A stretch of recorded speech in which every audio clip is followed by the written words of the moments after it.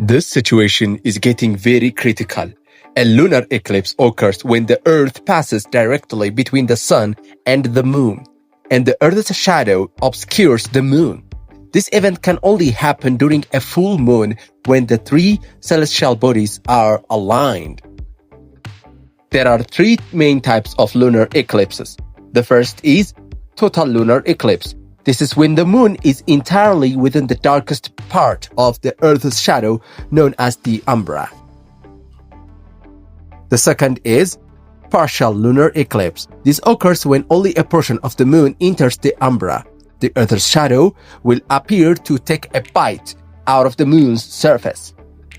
The third one, penumbral lunar eclipse. This happens when the moon passes through the outer fainter part of the Earth's shadow called the penumbra. Tonight, September 7th, 2025, a total lunar eclipse, also known as a blood moon, is taking place. This is the second and final total lunar eclipse of the year. During this event, the Earth passes directly between the Sun and the Moon, casting a shadow that turns the Moon a reddish-orange color.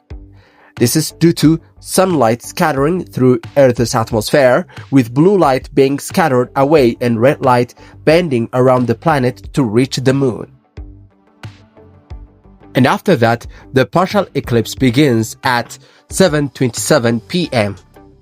and the total eclipse begins at 8:30 p.m. and the total eclipse ends at 9:52 p.m. and the partial eclipse ends at 10:56 p.m. Unlike a solar eclipse, it's completely safe to view a lunar eclipse with the naked eye. No special equipment is needed. This is all about lunar eclipse and its event. Thank you for watching and see you next time.